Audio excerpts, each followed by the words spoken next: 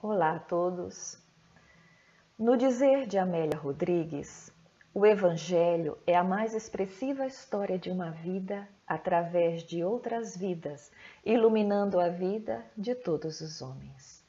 E realmente a história do Cristo é uma história de constante convivência com homens e mulheres, aonde nós passamos a conhecer vários conflitos, várias dificuldades, vários medos, e através dessas vidas nós vamos observando como Cristo trata cada dificuldade, cada drama, e identificando com um ou outro personagem, passamos a absorver esse ensino do Cristo como se ele, falando com o personagem com o qual a gente se identifica, ele estivesse conversando conosco mesmo. Muitos desses personagens eram mulheres, as mulheres no Evangelho, as mulheres no convívio com Jesus, com o Cristo, com essa entidade crística que governa o nosso orbe. E quem eram essas mulheres? Em que momento do social elas conviveram com o Cristo?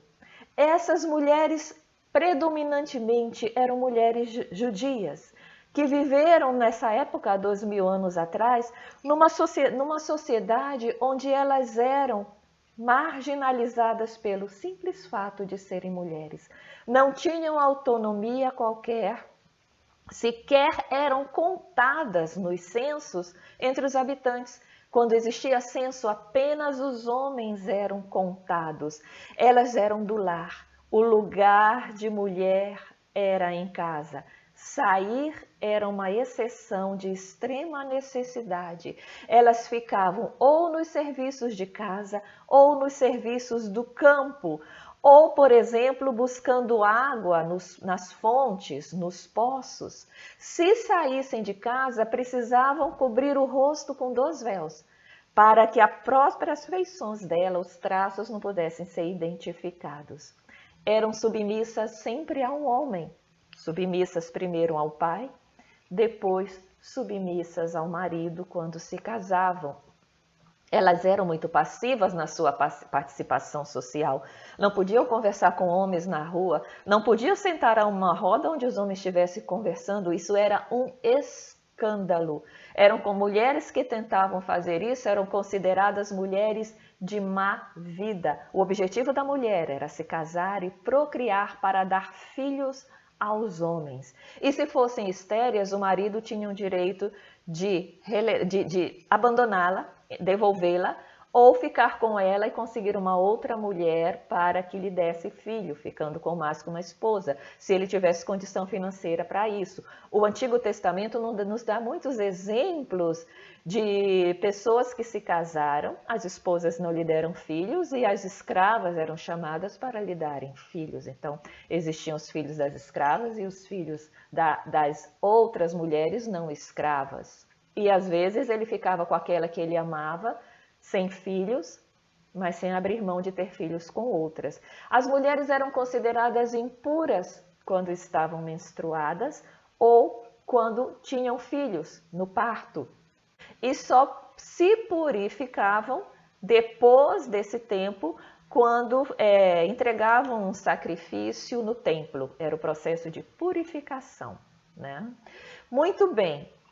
O Cristo, quando renasce no meio dos judeus há 2000 anos atrás, ele renasce com o objetivo maior de resgate daquele povo, que ele já conhecia, porque alguns milênios atrás ele já tinha recebido vários povos que vieram de outros orbes para a Terra, vieram exilados para a Terra, perderam a concessão, perderam o direito de continuar vivendo no mundo onde estavam, por conta de sua rebeldia em querer continuar crescendo, pelos seus atavismos, pelos seus preconceitos, especificamente o povo conhecido como povo hebreu, que se exilou na terra, eles vieram pelo orgulho, pela ideia de que era um povo melhor e exclusivo, relegando, tendo um preconceito em relação aos demais povos e dentro de si também entre eles, como em relação às mulheres. O que fez com que eles não conseguissem entrar num processo interno de regeneração de si mesmo. E como no orbe deles, eles estavam entrando no processo de regeneração, ou seja, de transformação no mundo, de regeneração, aonde as almas precisavam iniciar esse processo. E como eles eram almas rebeldes, eles foram excluídos de lá, porque naquele mundo eles não conseguiriam, por vontade própria, entrar no processo, prejudicariam o povo de lá. E a terra, por sua vez, ainda ainda no momento de mundo primitivo, os recebeu de bom grado, porque aqui o conhecimento que eles tinham, a evolução que eles tinham, ajudou a evolução do nosso próprio mundo. O Cristo recebeu naqueles momentos em que eles iam começar o primeiro processo encarnatório aqui na Terra. Acolheu-os com amorosidade e exortou-os para que eles se sacrificassem nas dores que viriam, para que eles aprendessem a ser solidários, aprendessem a ter compaixão, aprendessem a amar nos séculos que viriam, para que eles pudessem iniciar esse processo de regeneração em si mesmos. E ele prometeu que ele mesmo, inicialmente, ele mandaria vários mensageiros, vários profetas, não só ao povo hebreu, mas aos outros exilados, os árias, os indianos, os egípcios, os outros povos que já existiam, que vieram em outros momentos, como os chineses e os asiáticos. E ele fez uma promessa específica, que ele mesmo viria à Terra. Há muitos milênios antes, ele disse: eu estarei sempre com vocês através dos meus mensageiros que vão ensiná-los ao longo dos séculos.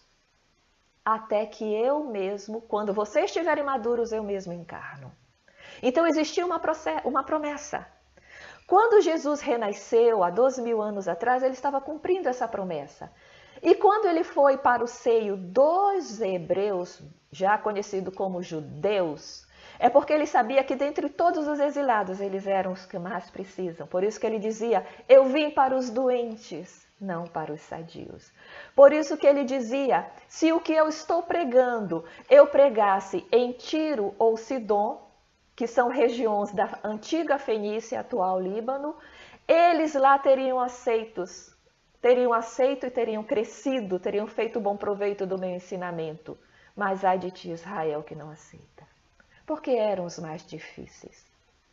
E é por isso que ele conhecia tão bem as almas que vinham procurá-lo, porque ele conhece há milênios, ele acompanha aquelas almas desde que vieram exiladas. Homens que falavam com ele que ele sabia o nome.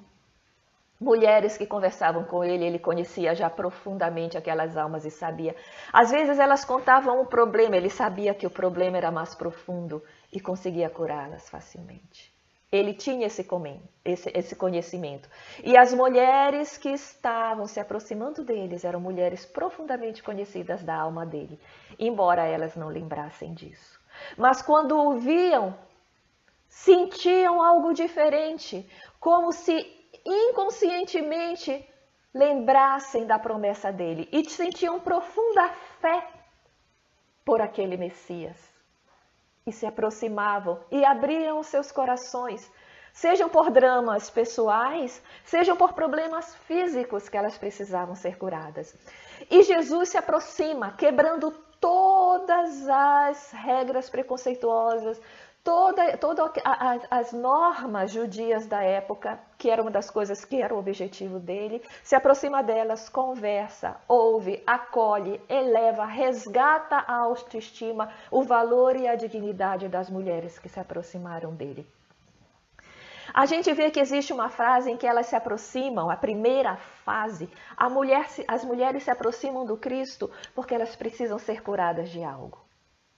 Então elas se aproximam, sejam consideradas como endemoninhadas, sejam consideradas como enfermas, elas se aproximam e conseguem ser curadas. Num segundo momento, ele recolhe essas mulheres, depois de curadas, as aceita no meio das seguidoras dele. É o momento em que elas são ensinadas.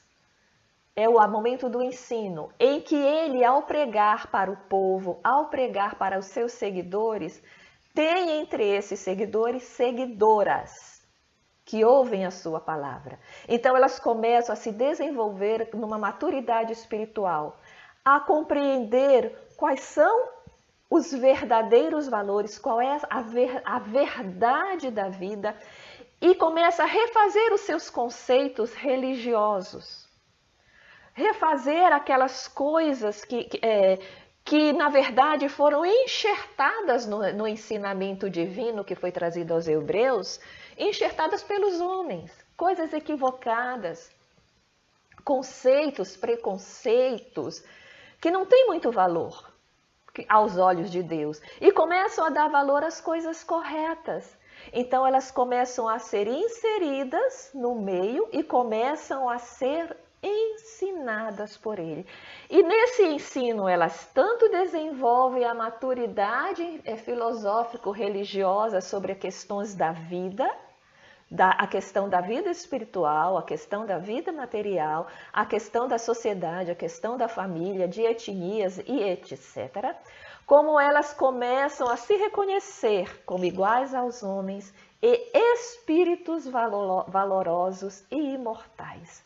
Elas começam a serem retiradas daquele momento da ideia de mulheres como impuras, como doença, como seres oprimidos, como seres excluídos, e passam a entender, a ressignificar a sua própria vida e compreender o sentido próprio pelo qual elas existem.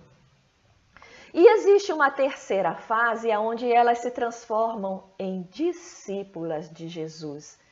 Nesse momento existe uma quebra de paradigma. Essa terceira fase acontece no final dos evangelhos, onde a gente observa que os próprios 12, retirando João o evangelista, os próprios discípulos são apresentados com os seus defeitos, como pessoas com defeitos. Então a gente vê o discípulo que nega Jesus, o discípulo que tem medo, a gente vê o outro discípulo que trai Jesus. E aí, nesse momento, as mulheres do Evangelho são apresentadas como paradigma de fé, como paradigma de lealdade, como as pessoas presentes, as pessoas que não têm medo, que estão com eles, com Jesus no momento da crucificação. Muitas mulheres estavam ao pé do Cristo no momento da crucificação. Onde estavam os homens? À exceção de João, eles estavam com medo e tinham fugido, estavam escondidos. Eles não acompanharam a crucificação de Jesus. Elas acompanharam. E elas se tornam discípulas, não só discípulas na pregação, mas discípulas no lar, como o caso de Joana de Cusa, que é convidada a retornar ao lar para cuidar do marido, como o caso de Madalena, que é convidada a cuidar dos órfãos de outras mulheres. E elas continuam assim. Então a gente vê a quebra de normas, um ensino maior para a sociedade daquela época. Aí o momento em que ele iguala as mulheres aos homens, mostrando que ambos são iguais perante Deus e devem ser iguais perante a sociedade também. Todo o Evangelho é uma evidência do amor do Cristo pelas mulheres. É uma evidência no interesse de Jesus pela libertação dessas mulheres. É uma evidência da preocupação do Cristo em resgatar a autoestima de cada mulher que aceita se aproximar dele. E ele faz questão de registrar isso nos evangelhos. Qual foi a primeira pessoa porque os profetas, já um pouco antes, Quando eles conversavam sobre a vinda do Cristo, eles não diziam em que momento esse Messias viria à Terra. Existiam muitos profetas que diziam que o Messias haveria de vir, mas não se sabia exatamente qual o momento. Qual foi a primeira pessoa que disse, é agora, ele está vindo, ele está nascendo? Foi Maria, mãe dele. Foi para essa mulher Maria que o anjo disse, bendita és tu, porque o Messias está nascendo, vai ser através de si. Não foi José, foi Maria. E qual foi a primeira pessoa para quem Jesus revelou, eu sou o Messias que havia de vir, sou eu. Foi para uma outra mulher, uma mulher sem nome, a samaritana. Uma mulher que o Evangelho não registrou o nome, uma mulher que não era judia, mas era relegada pelos judeus que sequer botavam os pés na Samaria, uma mulher sem marido, uma mulher sozinha. E ele foi até o poço, restrito às mulheres, para poder conversar com ela.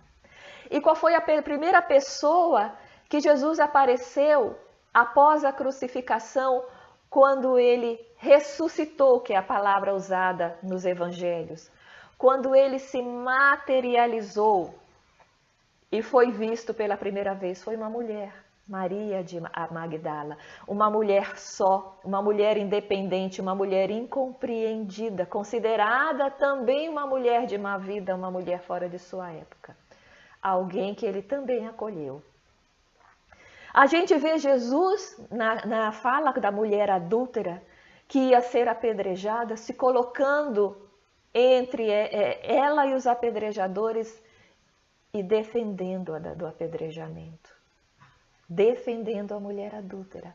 Nós vamos ver um Jesus na casa de Simeão, onde ele foi convidado por Simeão, chamado Simeão leproso. Ele era um fariseu.